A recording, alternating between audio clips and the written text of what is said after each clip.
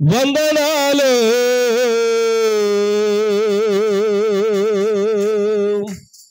వందనాలు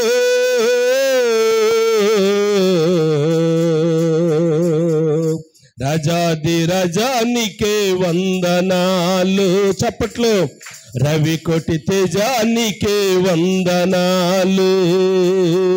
రాజాది రాజానికే వందనాలు. రవి కోటి తేజానికే వందనాలు. వందనాలు దేవా వందనాలు వందనాలు. రాజాది రాజానికే వందనాలు. రవి కోటి తేజానికే వందనాలు. పరిశుద్ధుడైన మా తండ్రి, గనుడా మహోన్నతుడా, నీకు వందనాలు. కొద్దిసేపు మీరు మాతో మాట్లాడు. యేసునాథుని పేరట అడుగుచున్నాను తండ్రి, ఆమేన్. రండి, ప్రభునందు మిక్కిలి ప్రియమైనటువంటి దేవుని బిడ్డలారా, గతించినటువంటి పునరుత్థాన దినములో ఈస్టర్ను ఉద్దేశించి కొన్ని విషయాలు మనం నేర్చుకున్నాం. ఈస్టర్ను ఉద్దేశించి సమాధి దగ్గరికి వెళుతూ ఉన్నటువంటి ఒక గుంపు వారు మాట్లాడుకుంటూ ఉన్నారు. ఏమని మాట్లాడుకున్నారు? మనం అక్కడికి వెళుతూ ఉన్నాము, సుగంధ ద్రవ్యాలు పట్టుకొని వెళుతూ ఉన్నాం, మనం పూయాలని వెళుతూ ఉన్నాం, మనము చూడాలని వెళుతూ ఉన్నాం. కానీ అక్కడ ఉన్నటువంటి ఆ బండను మన కొరకు ఎవరు తొలగిస్తారు అని చెప్పి ఒక క్వశ్చన్ మార్కుతో వారు ఆలోచన చేసుకుంటున్నారు అని చెప్పి మనం జ్ఞాపకం చేసుకున్నాం. అయితే ఆ వారము వర్తమానము అలాగూ ప్రియులారా, వారుకున్నటువంటి ఆ ధర్మ సందేహాన్ని తీర్చుకుంటూ పరిశుద్ధాత్మదేవుడే ఆ బండను తొలగించాడు. మనం కూడా ప్రభుని చూడాలన్నా, ప్రభు దగ్గరికి రావాలన్నా, ప్రభు దగ్గర నుండి మేలులు పొందుకోవాలన్నా ప్రియులారా, మనకు అడ్డుగా ఉన్నటువంటి బండ తొలగించబడాలి అని కొన్ని మాటలు జ్ఞాపకం చేసుకోవటం జరిగింది. దేవునికి స్తోత్రం. ఈ వారము కూడా పునరుద్ధానములో ఒక భాగాన్ని నేను జ్ఞాపకం చేయడానికి నేను ఇష్టపడుతూ ఉన్నాను.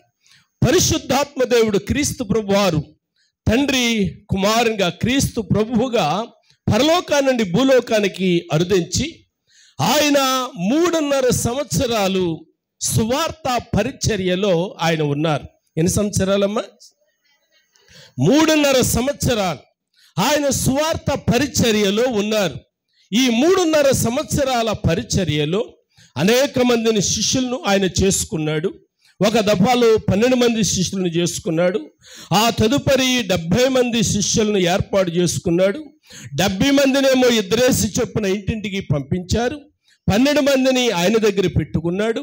ప్రతి రాత్రి ఆయన ఒలీవల కొండ మీదకు వెళ్ళి ప్రార్థన చేయటం, ప్రతి పగలు కూడా వీధుల గుండగా అరణ్యాల గుండగా ఆయన తిరిగి స్వార్థను చెబుతూ ఆయనకు ఎదురుపడినటువంటి వారిని బాగు చేసుకుంటూ ముందుకు వెళ్ళిపోతూ ఉన్నారు. దేవునికి స్తోత్రం. అలాంటి పరిచర్యలో ఆయన ఎక్కడున్నా కానీ వేల కొలది జన సమూహము ఆయన కూడా ఉంటూ ఉండేవారు. ఒక మాట మనకు అర్థమవుతూ ఉంది. ఒక రోజున ప్రియులారా 5 రొట్టెలు పట్టుకున్నప్పుడు అక్కడ ఎంతమంది ఉన్నారన్నాము అమ్మా? భోజనం చేసినటువంటి వారు 5,000 మంది. అమ్మా చెప్పాలి అమ్మా. వెనక నుంచి ఎవరు చెప్పట్లేదు అమ్మ, కొంచెం గట్టిగా చెప్పమ్మా, వినపడతా చెప్తారు. అమ్మా ఎంతమందో చెప్పండి? 5,000 మంది. దేవునికి స్తోత్రం. పురుషులే 5,000 మంది ఉన్నారు అని అంటే స్త్రీలు ఎంతమంది ఉంటారంటారు? ఇక్కడ 10 మందో 12 మందో పురుషులు ఉన్నారు. 12 మంది పురుషులు ఉంటే ఇక్కడ స్త్రీల సంఖ్య ఎంత ఉంది? ఇంచుమించు 30-40 మంది ఉన్నారు కదండి. అంటే ప్రియులారా, ఇప్పుడు 5,000 మంది పురుషులు ఉండే స్త్రీలు ఎంతమంది ఉండి ఉంటారు? 15,000-20,000 ఉండి ఉంటారు. అంటే నేను ఎందుకు ఈ మాట జ్ఞాపకం చేస్తున్నాను అనండి, ఆయన ఎక్కడున్నా కానీ వేల కొలది జన సమూహం ఆయనతో కూడా ఉంటూ ఉండేవారు. కొంతమంది బాగుపడాలని వచ్చిన వారు, కొంతమంది సమస్యలతో వచ్చిన వారు, మరి కొంతమంది ఆయనతో కూడా ఉంటే భోజనానికి ఇబ్బంది ఉండదని వచ్చినటువంటి వారు, రకరకాల సమస్యలతో వచ్చిన వారు మెట్టుకు గుంపులుగా ఆయనతో ఉంటూ ఉండేవారు.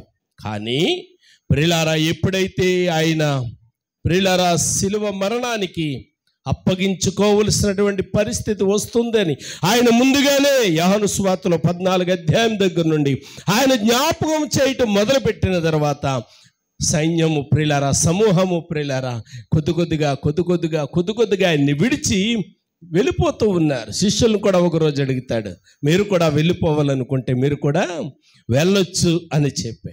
అంటే నేను ఎందుకు ఈ మాట జ్ఞాపకం చేస్తున్నాను అని అంటే, ఆయన ప్రియులారా పరిస్థితులన్నీ అనుకూలంగా ఉన్నప్పుడు వేల కొలది సమూహము ఆయనను వెంబడించారు.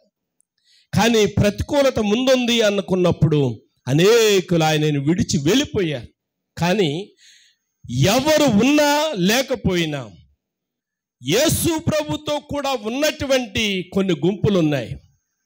ఆ గుంపులే స్త్రీల సహవాసం. దేవునికి స్తోత్రం. ఏ సహవాసం అమ్మ? స్త్రీల సహవాసం, స్త్రీల సమాజం, స్త్రీల గుంపు మనం చూస్తూ ఉన్నాం. ఆ సమాధి దగ్గరికి వెళుతున్నటువంటి వారు కూడా వారే. ఇలాగూ యేసు ప్రభుతో సిలువకు ముందు సిలువ తర్వాత కూడా ఆయనతో కూడా ఉన్నటువంటి కొందరిని మనము చూస్తూ ఉన్నాం. వారిలో ప్రత్యేకించి ఒక గుంపును నేను జ్ఞాపకం చేయాలనుకుంటున్నాను. ఆ గుంపులో ప్రత్యేకించి ఒక్క స్త్రీని జ్ఞాపకం చేయాలనుకుంటూ ఉన్నాను. ఆ స్త్రీకి ఎందుకింత ప్రాధాన్యత? బైబిల్ గ్రంథంలో ఏదైనా ఒకరి పేరు ఉంటే ఒక సువార్తలో ఉంటుంది, కానీ ఈమె పేరు 4 సువార్తల్లో కూడా ఉంది. దేవునికి స్తోత్రం కలిగిన గాక. ఈమె పేరు 4 సువార్తలలో కూడా లిఖించబడ్డానికి గల కారణం ఏంటి? ఈమె ఇంత ప్రాధాన్యత పొందడానికి గల కారణం ఏంటి? ఆమె ఎవరు? ఈ మధ్యాహ్న కాల సమయంలో నేను జ్ఞాపకం చేయడానికి నేను ఇష్టపడుతూ ఉన్నాను. ప్రియులారా, దేవుని యొక్క గ్రంథములో నుండి 16వ అధ్యాయము మార్కు సువార్త 16వ అధ్యాయము మొదటి వచనాన్ని చదువుకుందాం. విశ్రాంతి దినము గడిచిపోగానే మగ్దలేనే మరియయు, చాలు, ఏ మరియమ్మ?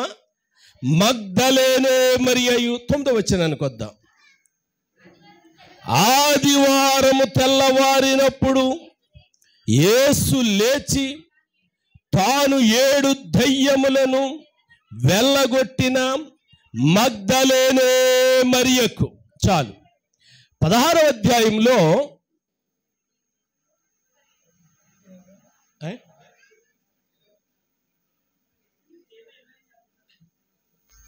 స్తుతించెదము స్తోత్రించెదము యేసుదేవుడా.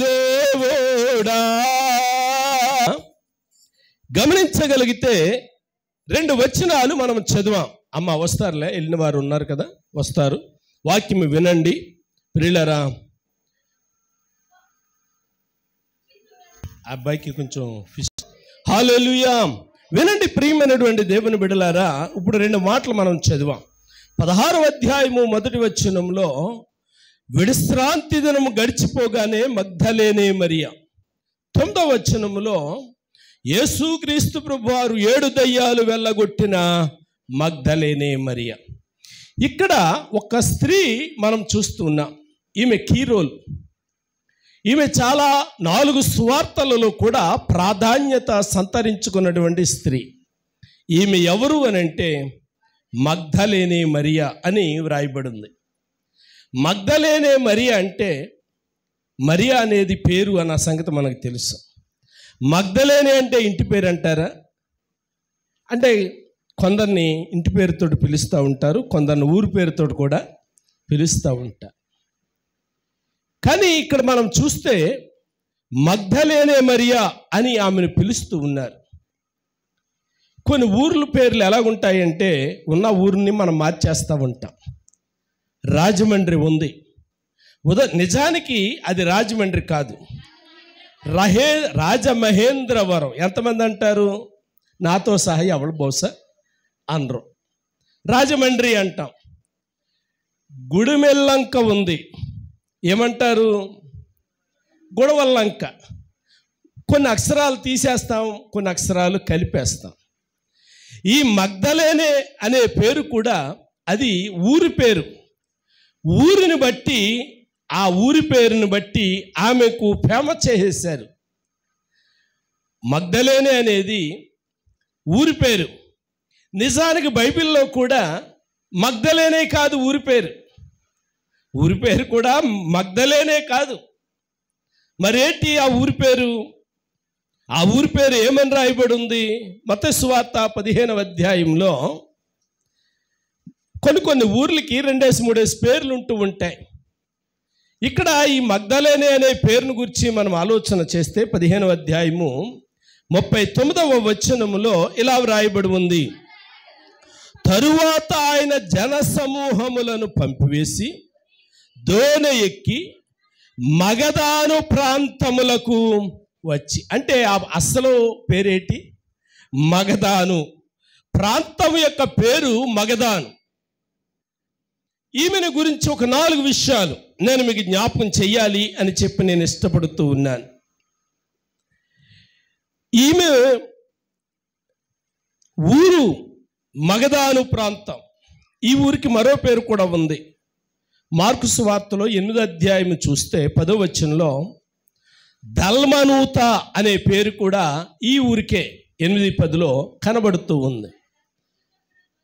ఆయన తన శిష్యులతో కూడా దోణి ఎక్కి దల్మనూత ప్రాంతములకు వచ్చాను. ఊరు ఒకటే, పేర్లు 2. మెట్టుకు ఈ ఊరిలో ఉన్నటువంటి జనసమూహం ఎంతో మనకి తెలియదు. ఈ ఊరిని గురించి ఆలోచన చేస్తే చాలా ఫేమస్ ఊరు. ఈ ఊరు వ్యాపారమునకు కేంద్రము అన్నారు. ఈ ఊరు వ్యాపారమునకు కేంద్రము కాబట్టి అక్కడ చాలా వ్యాపారాలు జరుగుతూ ఉంటాయి. కాబట్టి అనేక ప్రాంతాల నుండి, రాష్ట్రాల నుండి, దేశాల నుండి వచ్చేవారు ఉంటారు, వెళ్ళేవారు ఉంటారు. వచ్చేవారు వెళ్ళేవారు పర్యాటక కేంద్రం ఉన్నప్పుడు, వ్యాపారం జరుగుతూ ఉన్నప్పుడు ఆటోమేటిక్గా ఆ ప్రాంతం చాలా ఫేమస్ అయిపోతూ ఉంటుంది. ఎప్పుడైతే ఫేమస్ అయిపోయిందో ఆ ప్రాంతంలో నిజానికి నీలిరంగు ఏర్పాటు చేసే మొక్కలు పెంపకం బాగా జరిగేదట. ఆ మొక్కలు వ్యాపార కేంద్రముగా ఉన్నటువంటి పరిస్థితుల్లో ఆ మొక్కలు కొనుగోలు కోసం అనేకులు రావటము వెళ్ళడములో ఈ ప్రాంతం ఒకటి హోటళ్ళు ఫేమస్ అయిపోయినాయి, వ్యభిచారం ఫేమస్ అయిపోయింది. ఈ ప్రాంతంలో ప్రియులారా వచ్చి వెళ్ళే వారికి లాడ్జులు సౌకర్యాలు ఎక్కువైపోయినాయి. ఇలాంటి పరిస్థితుల్లో ప్రియులారా ఈ మగదాను ప్రాంతంలో ఉన్నటువంటి ఈమె లోక సంబంధమైనటువంటి వాటికి బానిసైపోయింది. లోక సంబంధముగా ఆమె బానిసైపోయింది.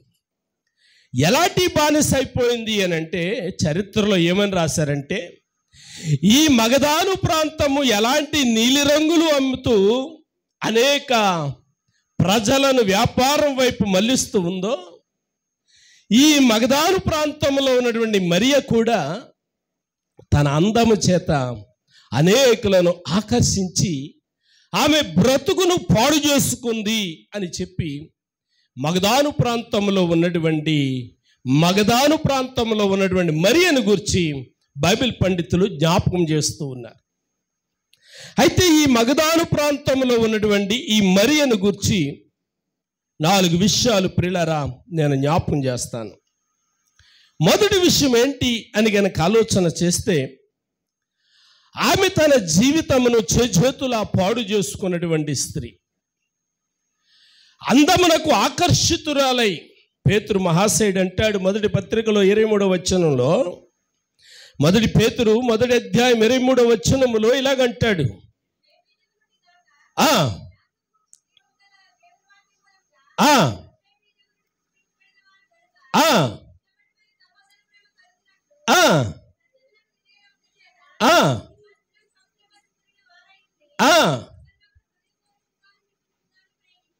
చూడండి ప్రియమైనటువంటి దేవుని బిడ్డలారా, ఇక్కడ పేతురు మహాశయుడు ఏమంటున్నాడు అని అంటే, మీరు క్షయ బీజము నుండి పుట్టినటువంటి వారు కాదు, అక్షయ బీజము నుండి పుట్టినవారు. కాబట్టి మిమ్మల్ని మీరు పవిత్రపరుచుకోవాలి. మీకున్నటువంటి అందాన్ని చూచి మీరు మురిసిపోకూడదు. ఏమంటున్నాడు? వారి అందమంతా ఎలాంటిదంట? గడ్డి పువ్వు వలె ఉంది. కాబట్టి ఈమె మగదాను ప్రాంతంలో ఉన్నటువంటి స్త్రీ మరియా తనకున్నటువంటి అందమును బట్టి, తనకున్నటువంటి ఆ స్థితిని బట్టి తన జీవితమును పాడు చేసుకున్నటువంటి స్త్రీ మగదాను ప్రాంతంలో ఉన్నటువంటి మరియా. నీలి రంగులకు, లోకములో ఉన్నటువంటి రంగులకు ఆకర్షితురాలైనటువంటి స్త్రీ. లోకములో ఉన్నదంతా కూడా శరీరాశ, నేత్రాశ, జీవపుడంబం. అంటే ఇప్పుడు ఈమె దేనికి ఆకర్షితురాలైందంటే శరీరాశకు ఆకర్షితురాలైపోయింది, నేత్రాశకు ఆకర్షితురాలైపోయింది. అంటే ప్రియులారా, చేతిలో డబ్బుంటే, డబ్బు వస్తే ఏదైనా చేయగలను అన్నట్టుగా, నాకు డబ్బుతోటే సంబంధము అన్నట్టుగా డబ్బుకి ఆమె ఆకర్షితురాలైపోయింది. డబ్బుకి ఆకర్షితురాలైపోయి ఆమె అందాన్ని పాడు చేసుకుంది, తన జీవితాన్ని కూడా పాడు చేసుకున్నటువంటి స్త్రీగా మనం చూస్తూ ఉన్నాం. కాబట్టి ప్రియమైనటువంటి దేవుని బిడ్డలారా, ఒకటి, ఈమె చేతులా తన జీవితాన్ని పాడు చేసుకున్నటువంటి స్త్రీ. అయితే ఈమెను గురించి నేనేం నేర్పించాలనుకుంటూ ఉన్నాను అని గనక ఆలోచన చేస్తే, మనిషి అన్న తర్వాత ఎక్కడో ఒక దిక్కుని తొట్టుపడడం అనేది ఖాయం. 119వ కీర్తనలో 9వ శరణములో ఇలా వ్రాయబడి ఉంది, యవ్వనులు దేని చేత తమ నడతను శుద్ధిపరుచుకుంటారు? వాక్యమును బట్టి. అంటే యవ్వనులు తప్పగా తొట్టిల్లుతారు. అంటే మనుషులు కొన్నిసార్లు తొట్టిపడినటువంటి సమయంలో మనిషిగా మనం చేయవలసిన పనేంటి అని అంటే, సరి చేసుకోవటనే ఆలోచన ఉండాలి. సరి చేసుకునే ఆలోచన లేకపోతే మనకిని ప్రియులారా, పశువులకిని పోలిక లేదు అన్నట్టుగా ఉంటుంది. మన మనుషులం కాబట్టి పొరపాటున ఏదైనా అంటే, పొరపాటున ఏదైనా కాని పని చేస్తే మనల్ని మనము సరి చేసుకోవాలి. కాబట్టి ఇక్కడ ఈ స్త్రీని మనం ఆలోచన చేసినట్లయితే, మొదటిగా ఆమె చెడిపోయినటువంటి స్త్రీ, ఇది వాస్తవం. అయితే రెండో మాటకి వచ్చేసరికి ఆమెను గురించి మరో విషయం జ్ఞాపకం చేస్తాను. ఆమె జీవితం ఎలాంటిది అని గనక ఆలోచన చేస్తే, రెండో విషయం, ఎంతో భయానకమైన జీవితం గడిపినటువంటి స్త్రీ. మొదటి మాట, చేతులా తన జీవితాన్ని పాడు చేసుకున్నటువంటి స్త్రీ. రెండో విషయం, ప్రియులారా, ఎంతో భయానకమైన జీవితము గడిపినటువంటి స్త్రీ. కారణం ఏంటి? 9వ వచనంలో మనం చదివాము, యేసు ప్రభు దగ్గరికి రాకముందు ఆమె దెయ్యముల చేత పీడింపబడుతూ ఉండేది. దేని చేత? దెయ్యముల చేత పీడింపబడుతూ ఉండేది. ఈరోజు ఉదయకాలంలో నేను రెడీ అవుతున్నాను, మా మనవడు ప్రార్థన చేస్తూ ఉన్నాడు. నేను రెడీ అవుతూనే ప్రార్థన వింటూ ఉన్నాను. ఆడంటున్నాడు, తాతయ్య దెయ్యం అదుగో అన్నాడు. ఏమన్నాడు? దెయ్యం అదుగో అన్నాడు. ఏదిరా అన్నాను. నువ్వు చూడు తాతయ్య అన్నాడు. సరేరా అన్నాను. ఇప్పుడు ఆడంటాడు, ప్రార్థన చేస్తున్నాడు, యేసు నామములో దెయ్యము పోవునుగాక, ఆమేన్ అన్నాడు. ఏదిరా అన్నాను. వెళ్ళిపోయింది అన్నాడు. దేవునికి భయం కలుగుగాక. ఆశ్చర్యం వేసింది నాకు. గమనించండి ప్రియమైనటువంటి దేవుని బిడ్డలారా, ఆలోచన చేయండి. ఇక్కడ ఆమె ఎన్ని దెయ్యాల చేత పీడింపబడుతుందంట? 9వ వచనంలో 7 దెయ్యముల చేత పీడింపబడినటువంటి స్త్రీ. అంటే 7 దెయ్యాలు అని అంటే కేవలము ప్రియులారా, మీరు అనుకున్నటువంటి దెయ్యాలు కాదు, ఆమె కలిగినటువంటి దెయ్యాలు ఏమిటి అని అంటే, వ్యభిచారము దెయ్యం, మోహపు చూపు దెయ్యం, అందమొక దెయ్యం, రకరకాలైనటువంటి దెయ్యాలు ప్రియులారా ఆమెను ఆకర్షించి పిచ్చిదైపోయిందన్నమాట. పిచ్చిదైపోయింది. కొంతమందికి పిచ్చోళ్ళు అయిపోతూ ఉంటారు. ఎలాగా? మొబైల్ ఫోన్లో. ఎంత పిచ్చోళ్ళు అయిపోతారంటే ఆడి చేతిలో మొబైల్ ఫోన్ లేకపోయినా సరే ఆపరేటింగ్ చేసేస్తూ ఉంటాడు.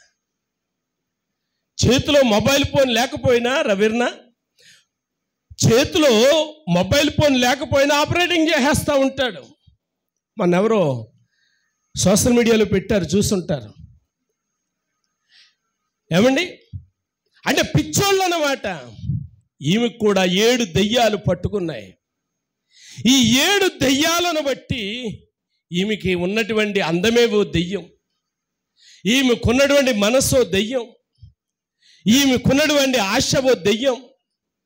ప్రియులారా, రకరకాల దెయ్యాలను కూడగట్టుకొని అందాన్ని అమ్ముకొని పౌలు భక్తుడు జ్ఞాపకం చేస్తున్నట్లు ఎబేసీయులకు రాసిన పత్రికలో 2వ అధ్యాయము 9వ వచనంలో వ్రాయబడినటువంటి ప్రకారము ఆ పాపముల చేత అపరాధముల చేత చచ్చిపోయి ప్రియులారా తాను జీవించే జీవితం వలన సంఘానికి కానీ సమాజానికి కానీ కుటుంబానికి కానీ మందిరానికి కానీ ఆఖరికి ఆమెకు కానీ ఉపయోగము లేనటువంటి బ్రతుకు చూడనటువంటి స్త్రీ. ఆమె బ్రతుకు వలన సంఘానికి ఉపయోగం లేదు, ఆమె బ్రతుకు వలన సమాజానికి ఉపయోగం లేదు, ఆమె బ్రతుకు వలన ఆమెకైనా ఏమైనా ఉపయోగం ఉందా అని అంటే, ఊరంటా వెళ్తూ ఉంటే ఉదాహరణకి ప్రియులారా వాళ్ళ డాడీ పిలిచి, అమ్మా మరియా కొట్టుగాడికి వెళ్ళి కొంచెం సబ్బోటు తెచ్చిపెట్టమ్మా అని అంటే, లేకపోతే ఏదో తెచ్చిపెట్టమ్మంటే ఆమె మార్గము కూడా వెళుతూ ఉంటే చిన్నోళ్ళు పెద్దోళ్ళు అయినోళ్ళు కానోళ్ళు ఏమని పిలుస్తున్నారట? పాపాత్మురాలు. నిజానికి చిన్నోడు అలా పిలవచ్చా?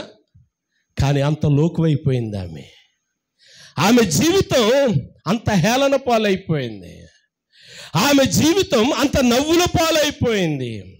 అంటే నేను చెప్పాలనుకున్నటువంటి విషయం ఏంటి అని అంటే 2:2 చూసినట్లయితే ఎఫెసీ పత్రికలోనే 2:2 మనం చూస్తే, అమ్మా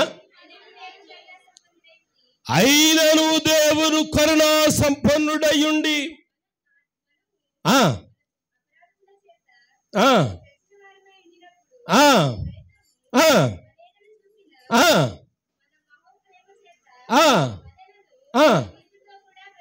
చూడండి ప్రియమైనటువంటి దేవుని బిడ్డలారా, ఆయన కనికరము కలిగినటువంటి వాడు కాబట్టి, ఆయన కరుణా సంపన్నుడు కాబట్టి ఆమె మీద ఇంకా ఆయన కృప చూపుతూ ఉన్నాడు. దేవునికి స్తోత్రం. ఆమె మొదటిగా మనం చూసినట్లయితే చేజేతులా పాడు చేసుకున్నటువంటి స్త్రీ, చేజేతులా పాడైపోయినటువంటి స్త్రీ. రెండో మాట, ఎంతో భయానకమైనటువంటి జీవితం గడిపినటువంటి స్త్రీ. ఇంతవరకు ఒక ఎత్తు అయితే ప్రియులారా, 3వ పాయింట్లో నేను జ్ఞాపకం చేయాలనుకుంటూ ఉన్నాను. ఇలాంటి పరిస్థితుల్లో యేసుక్రీస్తు ప్రభువారంట, ఆయన రక్షకుడంట, ఆయన దేవుడంట. ఆయన రోగాలను మాత్రమే కాదు, కుంటివారిని మాత్రమే కాదు, గుడ్డివారిని మాత్రమే కాదు, రకరకాలైన వ్యాధిగ్రస్తులను మాత్రమే కాదు, పాపములను క్షమించడానికి అధికారము కలిగిన వాడంట అని విన్నది. దేవునికి మహిమ కలుగునుగాక. ఒక్కసారి విన్నది ఆయన దేవుడు అని, ఆయన పాపముల మీద అధికారం కలిగిన వాడు అని, పాపములను క్షమించగలిగిన వాడు అని విన్నది. వెంటనే మనసు మార్చుకుంది. దేవునికి స్తోత్రం కలుగునుగాక. మనసు మార్చుకుంది. ప్రియులారా, మనం ఎన్ని సంవత్సరాల నుంచి వింటున్నాం, ఎన్ని వందల సార్లు వేల సార్లు వినుంటాం. వినండి బిడ్డలారా, ఒకే ఒకసారి ప్రియులారా ఎక్కడో విన్నది. ఆయన ఎవరని? పాపముల మీద అధికారం కలిగిన వాడు అని. ఇంతవరకు సాతాను శక్తులను చూచినటువంటి ఆమె, లోకపు శక్తులను చూచినటువంటి ఆమె, లోకము చేతిలో నలిగిపోయినటువంటి ఆమె ఇప్పుడు యేసయ్య మాట వినేసరికి ఆలోచన చేయటం మొదలుపెట్టింది. ఇంతవరకు వ్యాధులను బాగు చేసే వాళ్ళని చూసాము, కుంటోళ్ళని, గుడ్డోళ్ళని, మోగోళ్ళని బాగు చేసిన వారిని చూచాం. కానీ పాపములను బాగు చేయగలిగిన వాడు అని అంటే ఈయన మామూలుడు కాదు, ఈయన దేవుడే. దేవునికి స్తోత్ర, హల్లెలూయా. విన్నది ప్రియులారా, అవకాశం కోసం ఎదురు చూస్తూ ఉంది, అవకాశం కోసం ఎదురు చూస్తూ ఉంది. లూకా సువార్త 7వ అధ్యాయంలో ప్రియులారా, ఒక పరిసయ్యుని ఇంటికి ఆయన వచ్చాడు అని విన్నది. దేవునికి మహిమ కలుగునగాక.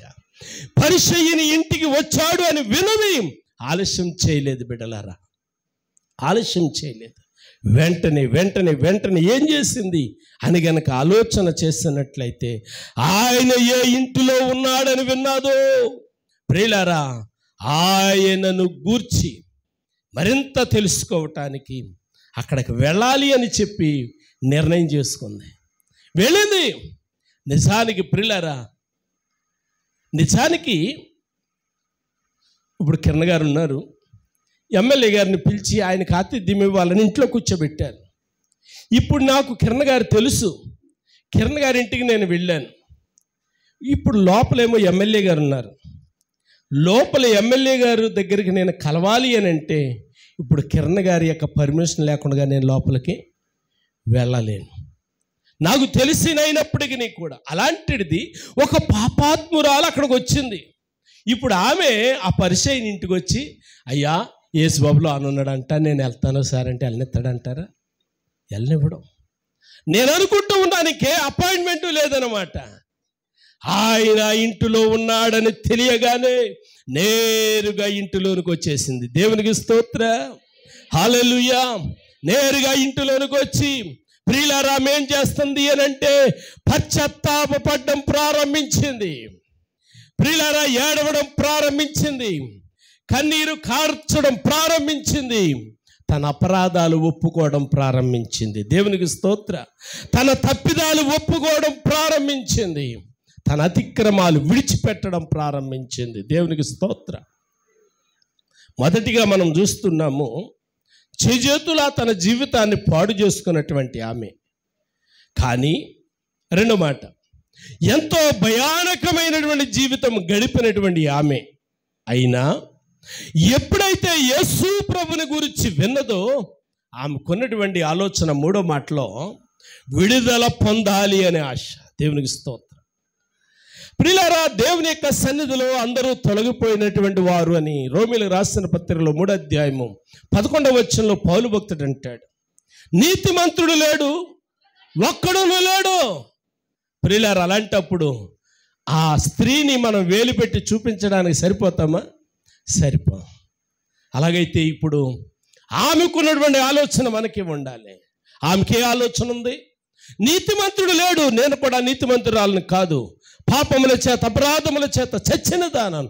ఇప్పుడు నా పాపాలు నేను ఒప్పుకోవాలి, నా పాపాలు నా అతిక్రమాలు నేను ఒప్పుకోవాలి, నేను కడుక్కోవాలి అని చెప్పి ఉద్దేశంతో ఆమె ఏం చేస్తూ ఉంది అని గనక ఆలోచన చేస్తే విడుదల పొందాలి అని చెప్పి ఆయన దగ్గరికి వచ్చి ఆయన పాదాల మీద పడి ఏడవడం ప్రారంభించింది. పాదాల మీద పడి ఏడవడం ప్రారంభించింది. కన్నీటితో పశ్చాత్తాపంతో కుమిలిపోతూ ఉంది. ప్రియులారా, ఆమె కార్చినటువంటి కన్నీరుతో ఆ యొక్క పాదాలను తడిపి తన కురులతో ప్రియులారా ఆయన పాదాలు తుడిచినటువంటి ఆమె అని చరిత్రలో మనం చదువుతూ ఉన్నాం. ఎప్పుడైతే ప్రియులారా ఆమె అలా చేసిందో ఆ 7వ అధ్యాయం మనం చదువుకుంటూ వచ్చినట్లయితే 37వ వచనానికి వచ్చేసరికి యేసు ప్రభు వారు ఒక అద్భుతమైన మాట,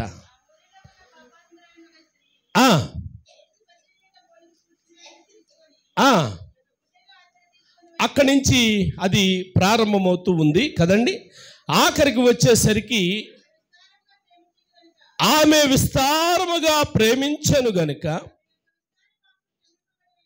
ఆమె యొక్క విస్తార పాపములు క్షమించబడినని నీతో చెప్పుచున్నాను. 49వ వచనానికి వచ్చేయమ్మా.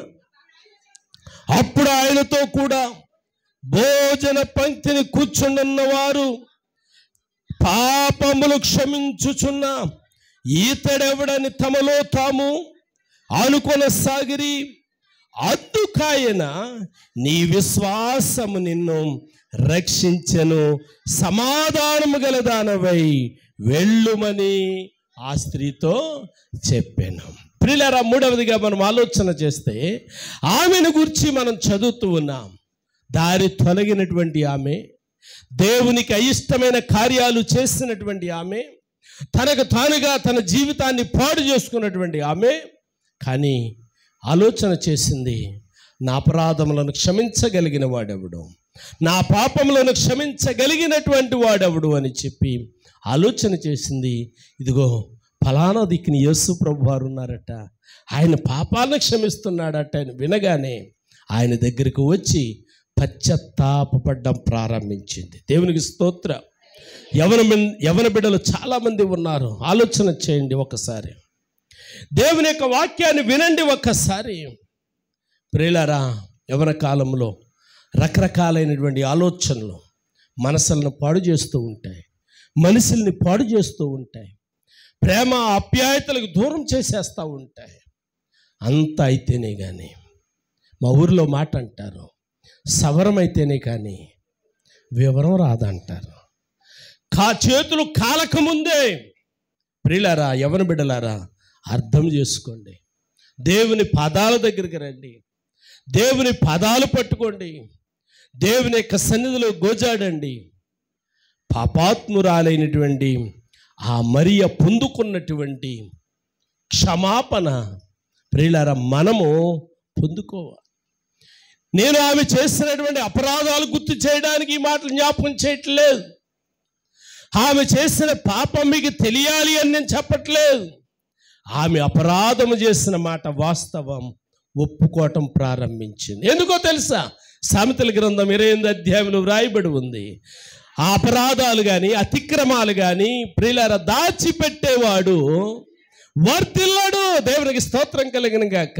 బిడ్డలారా, మనం వర్ధిల్లాలి అని అంటే అది మన చదువులో కావచ్చు, వ్యాపారంలో కావచ్చు, ఉద్యోగంలో కావచ్చు, ఇంటిలో కావచ్చు. ప్రియులారా, మనం వర్ధిల్లాలి అని అంటే వాటిని ప్రియులారా, ఒకటి ఒప్పుకోవాలి, రెండు విడిచిపెట్టాలి. పాపాత్మురాలైన స్త్రీ పాదాల మీద పడి ఒప్పుకోవడం ప్రారంభించింది.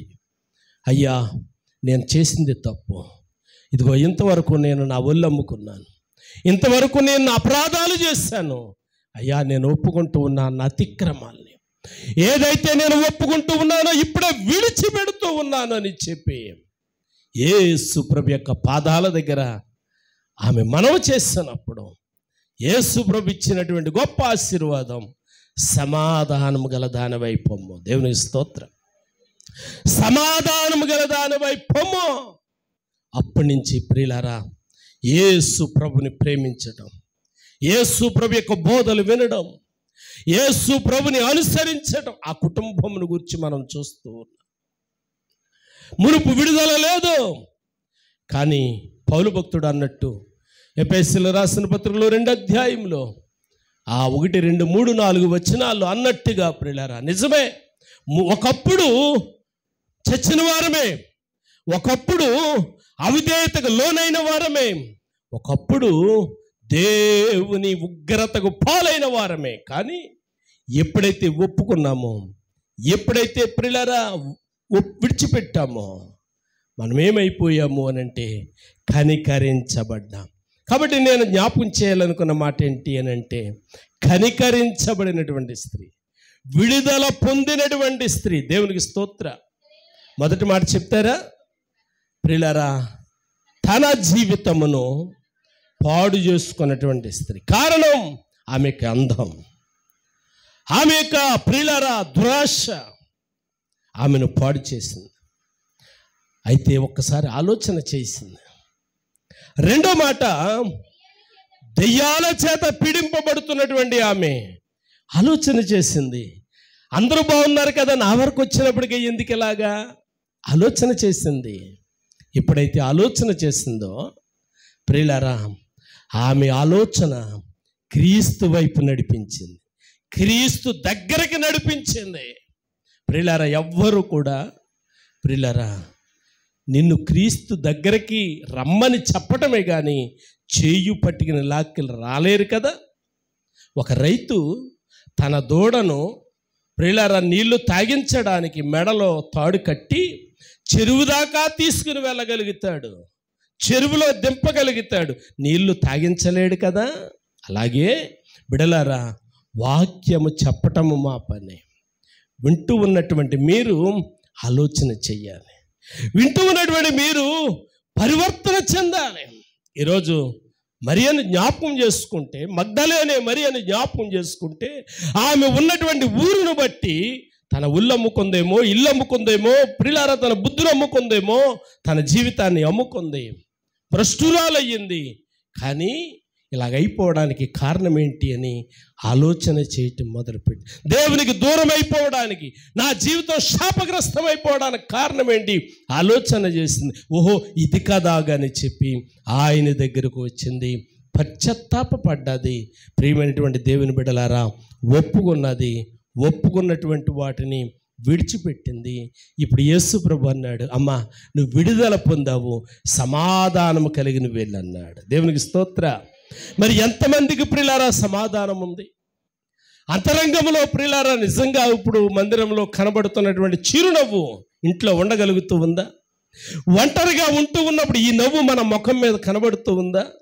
రకరకాల సమస్యలు ఒంటరిగా ఉన్నప్పుడు ఏడిపిస్తూ ఉన్నాయి కదా, రకరకాల ఆలోచనలు ఒంటరిగా ఉన్నప్పుడు భయపెడుతూ ఉన్నాయి కదా, రకరకాల సమస్యలు నీతో మాట్లాడుతున్నాయి కదా, భయంకరమైన సంఘటనలు గురి చేస్తూ ఉన్నాయి కదా. పర్వాలేదు, ఈ రాత్రి లేక ఈ మధ్యాహ్న కాల సమయంలో పరిశుద్ధాత్మ దేవుడు అంటున్నాడు, ఇదిగో నా చేతులు నీ వైపు చాపుతూ ఉన్నాను, నేను దీన మనసు కలిగిన వాడను, క్షమించడానికి కరుణా సంపన్నుడను. ఏం చదివామో ఇందాక ఎఫెసీ 2:2, ఆయన కరుణా సంపన్నుడు. ఆయన దగ్గరికి వచ్చి ఒప్పుకుంటే, ఆయన దగ్గరికి వచ్చి విడిచిపెడితే, ఆయన దగ్గరికి వచ్చి క్షమాపణ కోరితే నిన్ను ప్రేమించగలిగినటువంటి వాడు.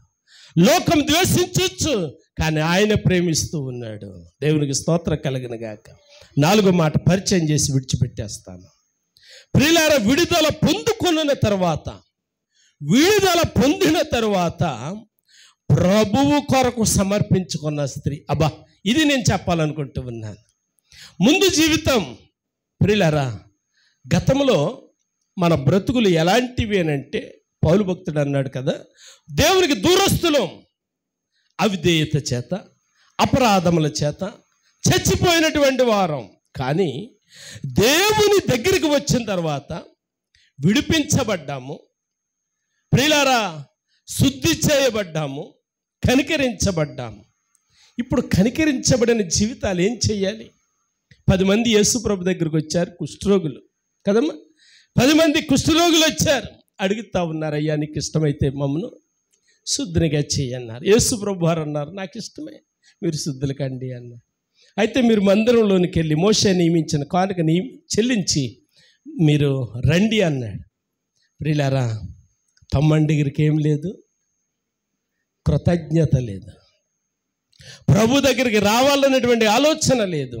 ఒక్కడికి మాత్రమే విడుదల పొందిన తర్వాత ప్రభు దగ్గరికి వచ్చి, అయ్యా ఈ జీవితం నీవిచ్చింది, ఈ కృప నీవిచ్చింది, ఈ స్థితి నీవిచ్చింది, నేనున్నాను అని అంటే నీ కృప అని చెప్పి ఆయన దగ్గరకు వచ్చి ఆయన దగ్గర కూర్చుండి ప్రియులారా ఆయన మాటలు వినడం ప్రారంభించాడు. దేవునికి స్తోత్రం. కాబట్టి విడుదల పొందిన తర్వాత ఆ జీవితాన్ని దేవుని కొరకు మనం ఇవ్వాలి. బాగోలేనప్పుడు ప్రియులారా దేవుని దగ్గరికి వస్తూ ఉంటాము, మనము ప్రార్థన చేసుకుంటాము, సంఘాన్ని చేతులెత్తి అడుగుతూ ఉంటాము. ఆ సమస్య పరిష్కారమైన తర్వాత ప్రియులారా మళ్ళీ మందిరంలో కనబడితే అడగండి. ప్రియులారా మళ్ళీ మందిరంలో కనబడితే అడగండి. ఎప్పుడైనా జ్ఞాపకం చేస్తాను, ఇప్పటికి ఒక 4-5 సంవత్సరాల కిందట మన మందిరంలో ప్రియులారా చేతులెత్తి ప్రియులారా దేవునికి దండం పెట్టి అడిగారు, అయ్యా నన్ను బాగు చేస్తే ఇక నేను మందిరానికి రానన్నారు, మానన్నారు. నన్ను బాగు చేస్తే ఇక మందిరం మాను అన్నారు. దేవుడు బాగు చేశాడు.